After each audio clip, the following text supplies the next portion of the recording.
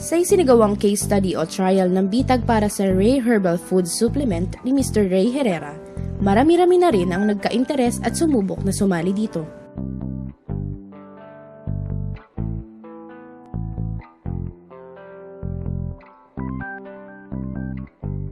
Kalagitnaan ng taong 2010, mga pasyenteng may sakit na diabetes pa din ang naging sentro ng investigasyon. Katulad ng mga naunang pasyente, sila rin ay pinayuhan ng mga doktor na magpaputol ng kanilang mga paa.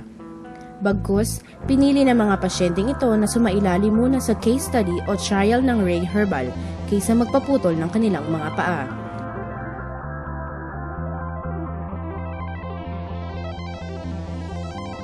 Labing-tatlong pasyente ang nadagdag sa bilang ng mga kalahok. Sila rin ay sumailalim sa kaparehang procedure at patakaran sa naunang grupo.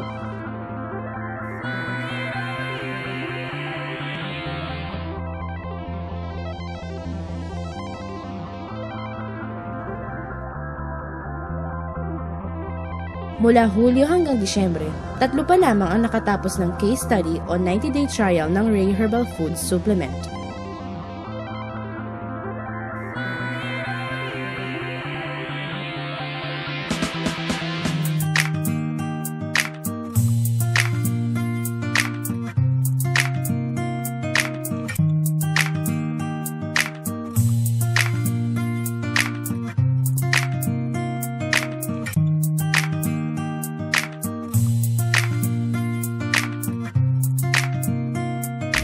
Ganyan lang yung mga paa ko, ganyan.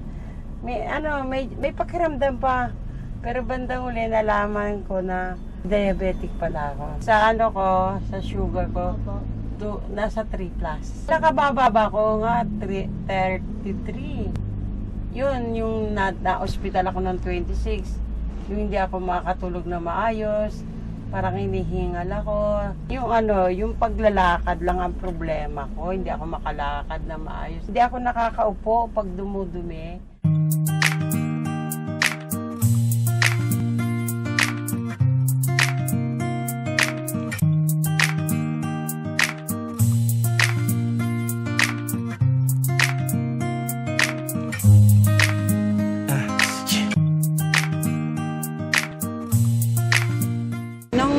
Hindi pa ako nakakapunta rito, naglalakad ako ng paluhod. Ngayon, naka 30 days na ako, naglalakad na ako ng nakatayo na. Yung isang pa ako lang ang may diferensya pa.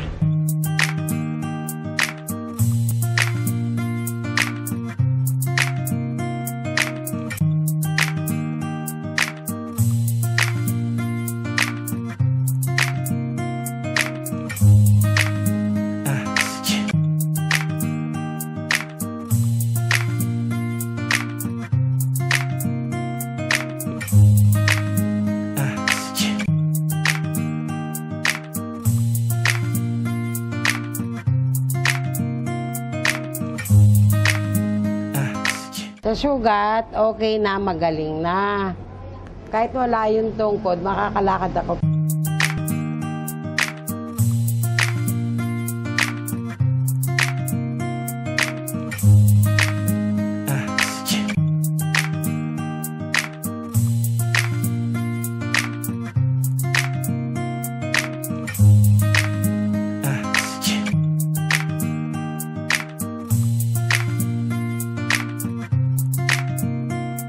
Makalipas ng isang buwan ng August 16, anong naramdaman ninyo? Ang naramdaman ko noon, okay naman po, igi naman.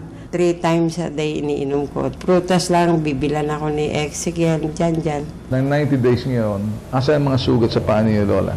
O gumaling po. Sana, patingin ako. Ito po.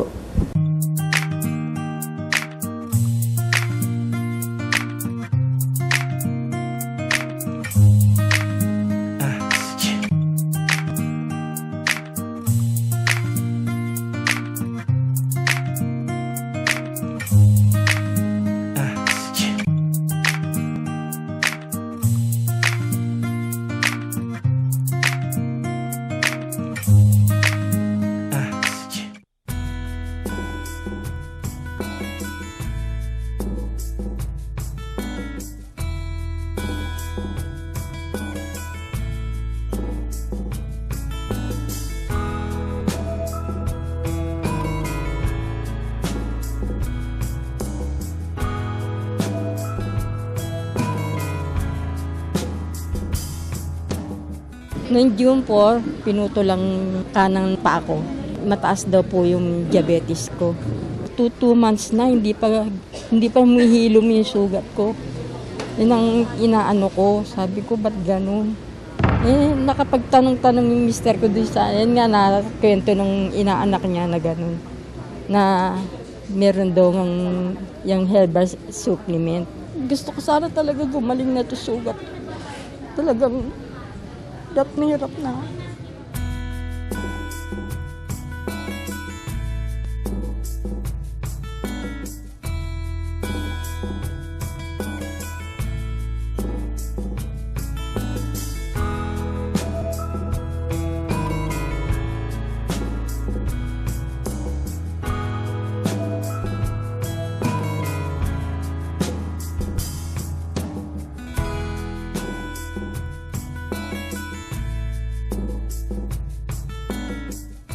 Naka 1 month na ako ngayon, may pagbabago nang nakikita din sa pinakasugat. Ayos naman yung hindi na siya hindi na masakit, wala na ako nararamdamang sakit. Dati hindi ko maiga, mabigat na mabigat siya, at saka magang-maga siya. Yung gilid ng pinakasugat niya, malaki na pinagbago na natutuyo na siya.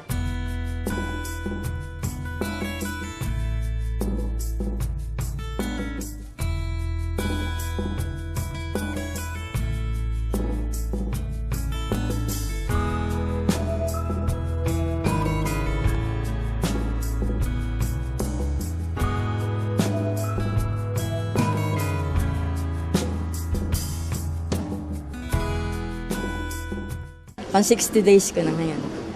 Maraming pagbabago kasi parang gumaan na itong pakiramdam ko tsaka itong sugat ko parang naghihilom na. Nakakaikot-ikot na ako doon sa namin. Masigla na yung katawan ko. Kumbaga, dati talaga parati ako iyak ng iyak. Ngayon hindi na. Yung pangalawang buwan na ngayon, ayos na. Talagang hilom na. Kooperasyon na lang yung dati malaki siya.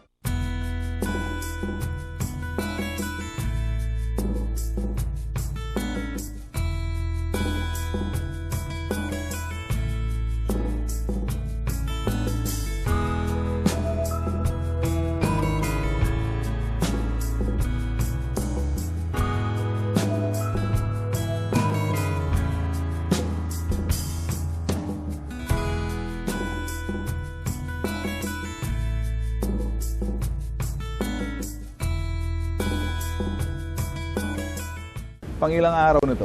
Ang 90 days na po. Okay ka na? Okay na po.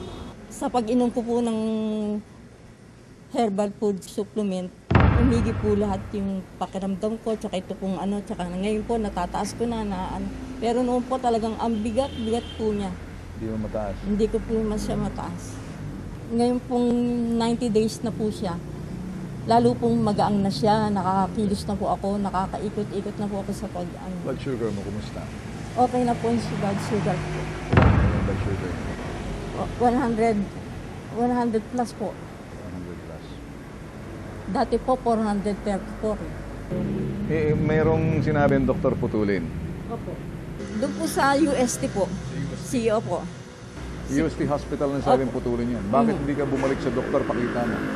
Ipakikita ko po sa kanila na kaya lang po hindi pa po ngayon ako nakapunta. Alright.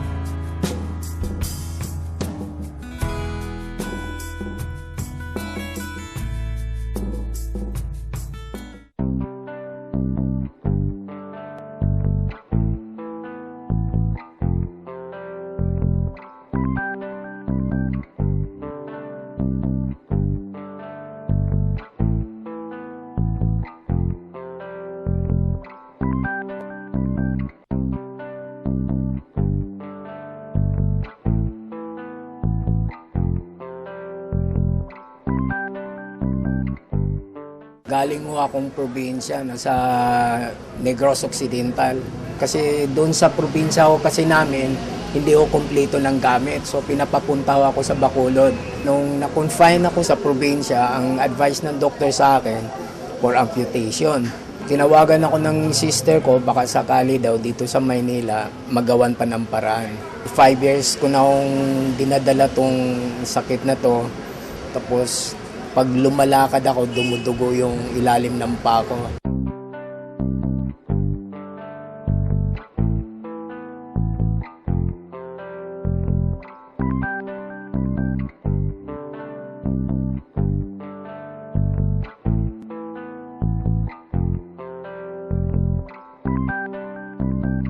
Mula nung uminom ako ng herbal, hindi na ako nananakit yung paa ko dati kasi parang laging namamanhid.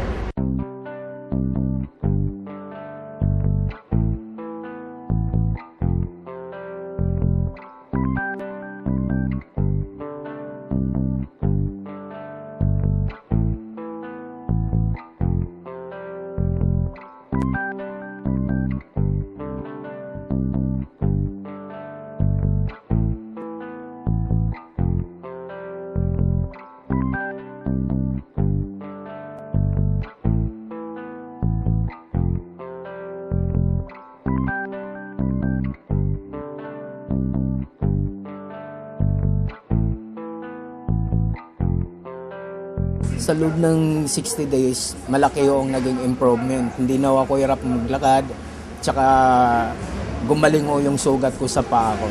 Sa ngayon ho, wala na akong butas, okay na ho. Talagang gumaling ho.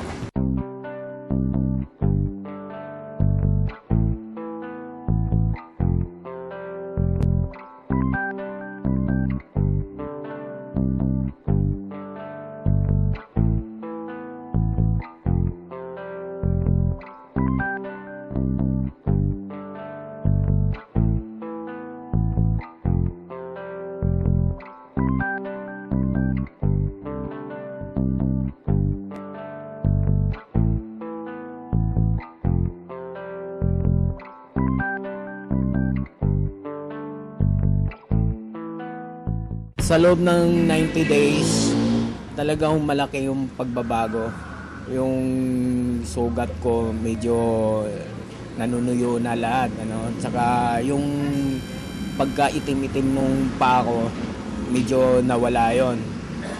Dahil doon sa iniinom kong herbal nga. Dati kasi talagang hirap na hirap akong maglakad. Tapos sa sobrang kirot hindi ako makatulog. Mula nung nakainom ako ng herbal, hindi naman talaga automatic na nawawala yung kirot. Pero unti-unting nagbabago yung ko. Yung lalo na sa pangangatawan ko ngayon, ang payat ko dati, di ba? Sa ngayon naman, magana na rin akong kumain. Ayun, siguro nakikita nyo naman yung kaiba nung una kong punta rito kasi ngayon, di ba? Talagang malaki yung pagbabago. Hindi ko pa nakikita si Ray, tsaka hindi ko pa siya nakakausap.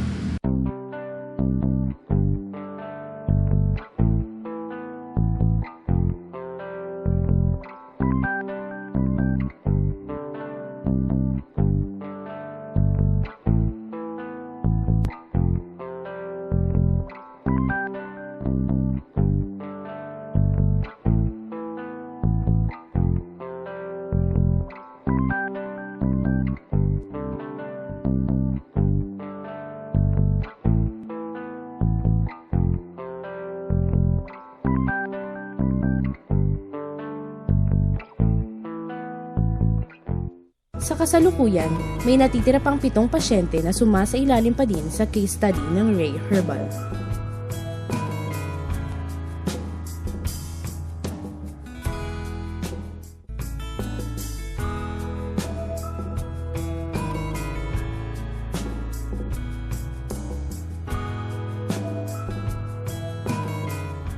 Ako po si Glorioso Ambita. Ang edad ko ay 51 years old. Ang sabi po ng doktor, puputulin daw po ako. Hindi na ako pumayag kasi napapanood ko nga po sa TV yung tungkol kay Mr. Herrera. Kaya susubukin ko po. Ang mga nararanasan ko, masakit, namamaga, saka nangingitim. Ang inaasahan ko ay mapagaling yung aking mga paa para hindi ako maputulan.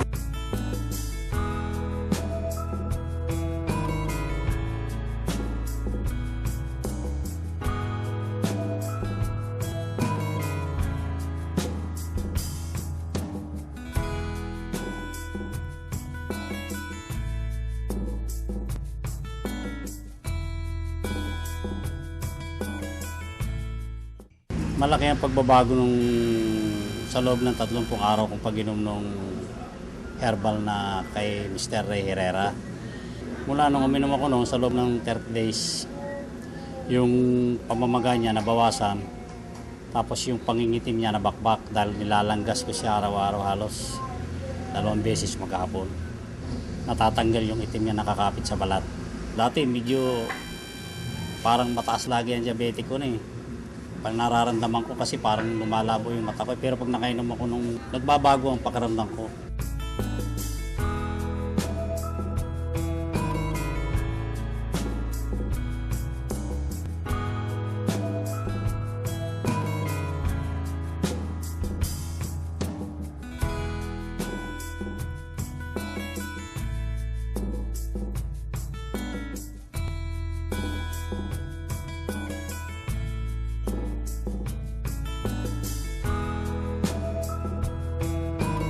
Pang-anim na pong araw ko na ngayon. Sa ngayon, malaki na ipinagbago ng aking paa sa aking nararamdaman. Magmula nung uminom ako ng herbal, na bawasan ang pamamaga, saka humihilom na yung sugat niya. Dati noon hirap na hirap ako matulog dahil sa nararamdaman kong sakit. Pero nung inumin ko yung herbal ni Ray Herrera, malaki ipinagbago nito sa loob ng 6 na pong araw. Marahil kung lagi akong iinom ng herbal, patuloy na itong gagaling.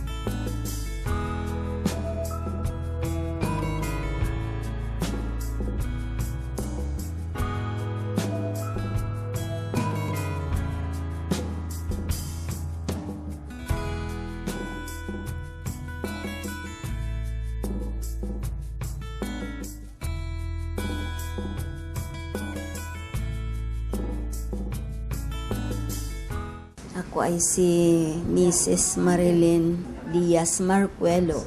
Taon 2008, nakagat ako ng langgam sa aming garden. Hindi ko alam, kinurukot ko. At pag susunod na araw, pumula na maga hanggang pumunta sa mga daliri ng aking paa. Mga 6 na buwan na akong nagtitiis ng sakit, mga sugat ng aking paa. Ang sakit ng aking mga sugat, namamaga. Inaasahan ko kapag mag-take ako ng herbal ni Ray, hindi na ako pagputulan ulit sa paa.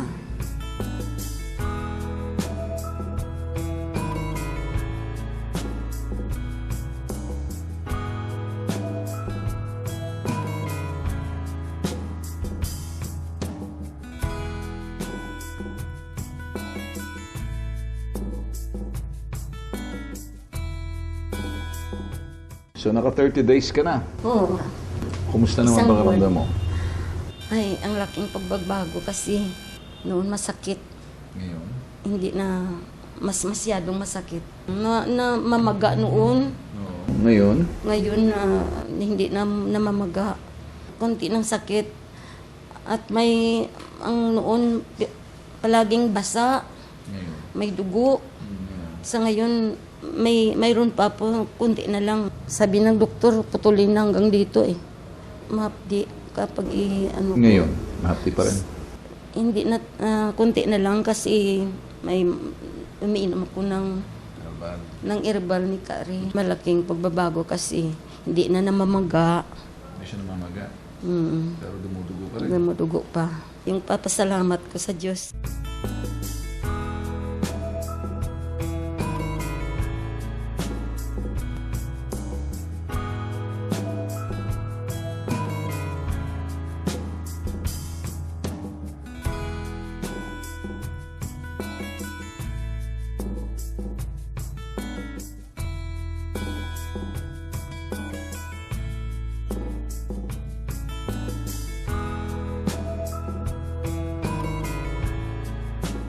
68 days ko sa ngayon sa pag-inom ng herbal ni Kari. Pag-inom ko ng herbal ni Kari, may malaking pagbabago. Parang gumaling siya, hindi na masyadong masakit at tumutuyo na at makalakad-lakad. Parang hindi na masakit tulad noon. May laman na tumutubo sa sugat ko.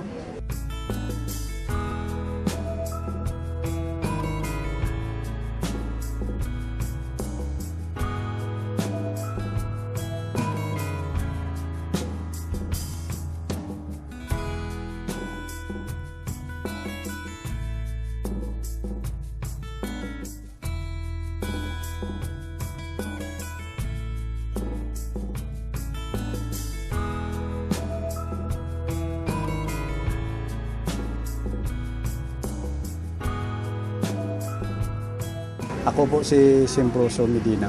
Sobrang kirot yung parang hindi ka makatulog, makakain nung pag inatake ko ng kirot sa paa. Nung nangitim na, saka ko na dinala sa doktor. Naputulan ako ng daliri na pangalawa kasi nangingitim at saka namaga naman. Kasi yung finding ng uli ng doktor sa akin, pag namaga at saka nangitim yung third ko, puputulin nila yung daliri ko. Lumabas na lang ako nung sinabihan niya ko na under observation. Kaya pumunta ako dito, parang ayaw ko na maputulan naman ulit.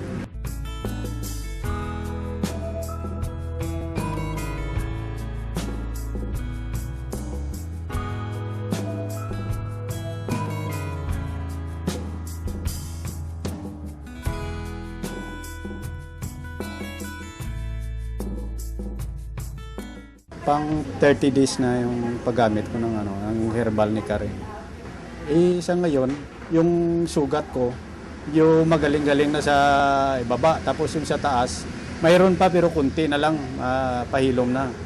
At saka yung tulog ko okay na. At saka yung blood sugar ko, monitor ko, baba na. Yung katawan ko, medyo okay na, medyo malakas-lakas na. At saka yung sugat ko, medyo magaling na. Malaki yung tulong ng herbal ni Karen.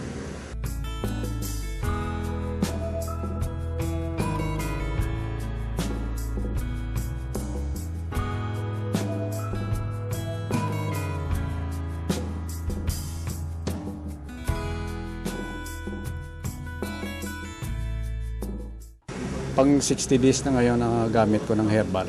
Wala na akong nararamdaman sa sugat ko. Okay na, wala nang Anong una, gagamit pa ko ng saklay. Ngayon, wala na. Makalakad na ako ng diretso. Hindi ko kilala si Kari. Nakita ko lang yun sa TV. Kahit isa, hindi ako dumalaw dun sa kanya kasi hindi ko naman alam ang address niya. Unang punta dito na sa Bitag, kay Sir Tolpo.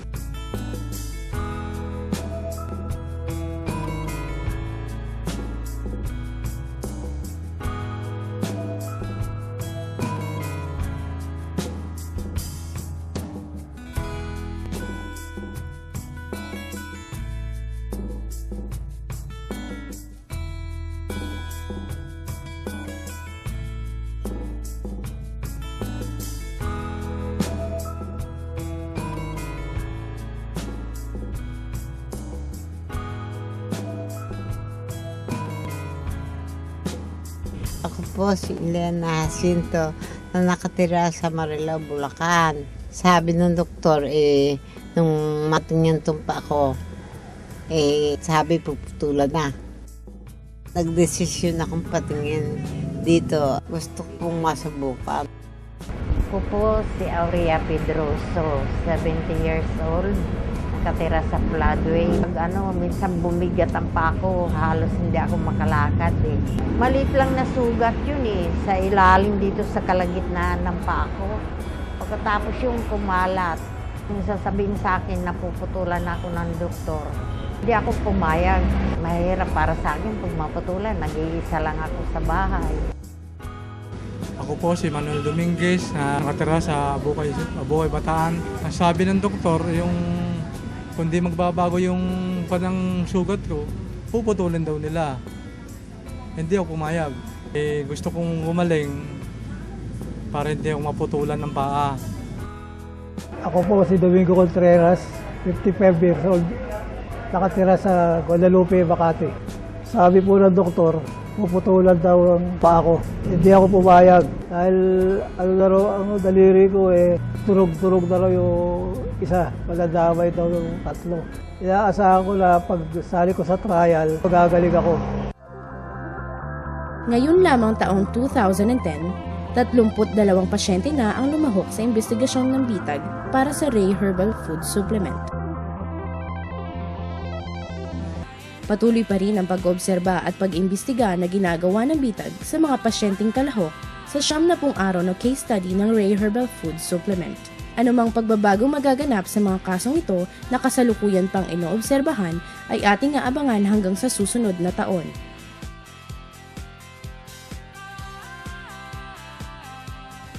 Paulit-ulit na pinapaalala ng bitag na ang food supplement na ito ay hindi gamot na maaaring gamitin na alternatibo na panlunas sa mga karamdaman.